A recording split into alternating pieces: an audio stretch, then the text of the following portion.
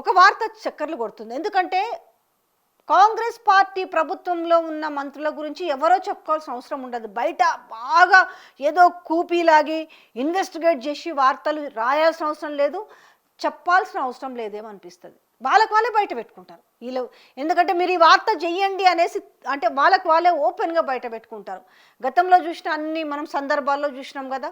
మంత్రి కొండా సురేఖ కావచ్చు, మంత్రి జూపల్లి కృష్ణారావు కావచ్చు, సరే మంత్రి ఇంకొక కరీంనగర్ జిల్లాకు చెందిన మంత్రి కావచ్చు, లేకపోతే కోమటిరెడ్డి వెంకటరెడ్డి కావచ్చు, సో బట్టి విక్రమార్క మంత్రి కావచ్చు.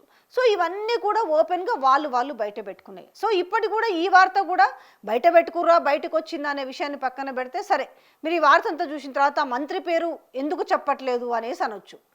ఆ మంత్రి పేరు చెప్పకపోయినా కూడా ఎందుకో చెప్పనా, ఏదన్నా చెప్పి మనం వార్తని ఓపెన్గా చెప్దామంటే అంటే కేసు అంటారు. ఎందుకంటే నిజాలు చెప్తే తట్టుకునే పరిస్థితి ఉండదు కాబట్టి కేసులు పెడుతుంటారు. సో మీకు ఒక నేను హింట్ ఇస్తాను. ఇక్కడ ఏంటి అని అంటే, ఒక సదరు మంత్రి ఇవాళ ఒక 80-90 మంది ఎంప్లాయీస్ని మెయింటైన్ చేస్తున్నాడు అనే వార్త బయటకు వచ్చింది. 89 మంది, ఆల్మోస్ట్ ఒక 15 మంది ప్రభుత్వం నుంచి అయితే మిగతా వాళ్ళందరూ కూడా అవుట్ సోర్సింగ్ ఉన్నారు.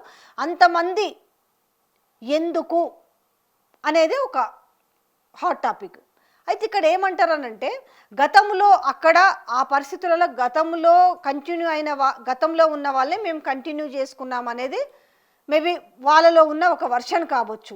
అంటే నేను ఆ ప్రయత్నం చేసిన, తెలుసుకునే ప్రయత్నం చేస్తే గతంలో ఎవరెవరైతే ఉన్నారో దాని మెయింటెనెన్స్ కావచ్చు, గార్డెనింగ్ కావచ్చు, లేకపోతే మొక్కలకు నీళ్ళు పోసేవాళ్ళు కావచ్చు, లేకపోతే దాన్ని క్లీన్ చేసేవాళ్ళు కావచ్చు, అక్కడ ఉన్న ఏమంటారు భవన్, పాలనా భవన్ అనుకోండి, ఇంకేదో ఒకటి అనుకోండి. సో కానీ ఇవాళ సేమ్ ముఖ్యమంత్రికి ధీటుగా మంత్రి నేను కూడా ఉండాలి అనుకుంటున్నాను అనే చర్చ జరుగుతుంది.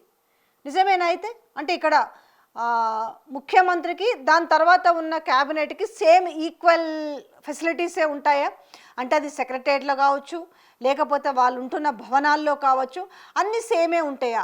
ఈరోజు ఒక 80-90 మంది ఎంప్లాయీస్ అంటే ఆల్మోస్ట్ ఒక 35-40 lakhs ఇవాళ 35 నుంచి 40 లక్షల జీతాలు వెచ్చించాలి. ఎక్కడి నుంచి వెచ్చిస్తారు? అవి వాళ్ళ సొంత జేబులో నుంచి అయితే కాదు కదా, ఇవి ప్రభుత్వం నుంచి చెల్లించాల్సిన జీతాలే కదా. మరి మమ్మల్ని కోస్తే పైసలు లేవంటారు. ఇవాళ ప్రజలకు ఇవ్వాల్సినవి ఏమన్నా ఉంటే వాటిని కూడా కోత పెడుతున్న సందర్భం కనిపిస్తుంది. అలాంటిది రోజు ఒక మంత్రి, సో ఆయన కూడా మెయిన్ మంత్రి అనుకోండి, కానీ ఎంత మెయిన్ మంత్రి అయినా కూడా మేమంతా కూడా వృధా ఖర్చులు తగ్గించుకొని ఇంచుమించు ఎట్లా బిల్డప్ ఇస్తున్నారంటే, ఒక పూట తిని ఇంకొక పూట తింటలేము అన్నట్టుగా మాట్లాడుతున్నారు. మరి ఇలాంటి నేపథ్యంలో ఇప్పుడు ఒక 35 నుంచి 40 లక్షల జీతాలు ఒక మంత్రి కింద ఉన్న వాళ్ళకే పోతున్నాయి అంటే, ఇవాళ మరి ఏ మంత్రి ఏ స్థాయిలో ఎంతెంత మందిని పెట్టుకున్నారనే చర్చ రావట్లేదా? ఒకసారి ఆలోచించాలి. అంటే ఇది కావలసుకొని మిగతా వాళ్ళు వార్తలు చేసిరా లేకపోతే చేపిచ్చిరా అనే దానికంటే కూడా దీన్ని తగ్గించుకోవాల్సిన బాధ్యత ఈరోజు ఉన్న ఆ మంత్రి పైన కూడా లేదంటారా? ఇవాళ ఎవరికి రూపాయి పెట్టాలన్నా కూడా ప్రభుత్వం చాలా కష్టకాలంలో ఉందని చెప్తున్న నేపథ్యంలో ఈరోజు ఒక 80 మంది, ఏం మాటలా, ఒక 80-90 మంది ఎంప్లాయీస్ ఒక మంత్రి కింద అనంటే వాళ్ళకు ఒక 40 లక్షల జీతాలంటే ఏందది? ఇవాళ రైతు భరోసా ఇవ్వాలనంటే ఆల్మోస్ట్ ఒక 10 లక్షల మంది రైతులకు ఎగ్గొట్టే పరిస్థితి కనిపిస్తుంది. ఇవాళ గ్యాస్ బండలు ఇస్తున్నారా అంటే ఎంతమందికి వస్తుందో ఈరోజు తెలంగాణ ఉన్న మహిళలకే తెలుసు. ఇవాళ పెన్షన్లు పెంచండి అనంటే బడ్జెట్ లేదు. ఎంప్లాయీస్కి సంబంధించిన రాయల్టీస్ ఏమైనా రావాలి అనంటే వాళ్ళ పరిస్థితి అట్లనే ఉంది. వాళ్ళ బెనిఫిట్స్ ఉన్నాయి కదా, వాళ్ళ పరిస్థితులు పైసలు లేవంటారు.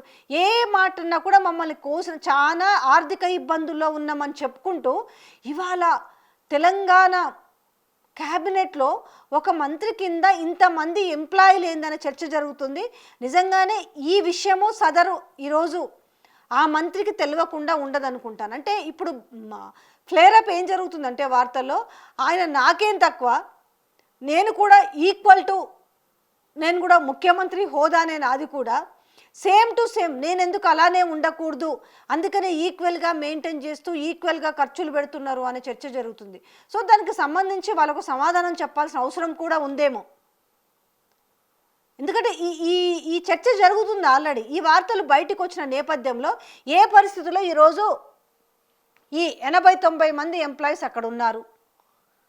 ఆ రోజు గత ప్రభుత్వంలో అక్కడ ఓవరాల్గా ఆ భవన్ లోపట ఉన్న అన్ని మెయింటెనెన్స్కి, ఆ పాలనా భవన్ లోపట ఉన్న 4 సెక్షన్లకు కలిపేసి ఓవరాల్ మెయింటెనెన్స్ అంతా కలిపి ఉన్న ఎంప్లాయీస్ అంతా కూడా లేరు.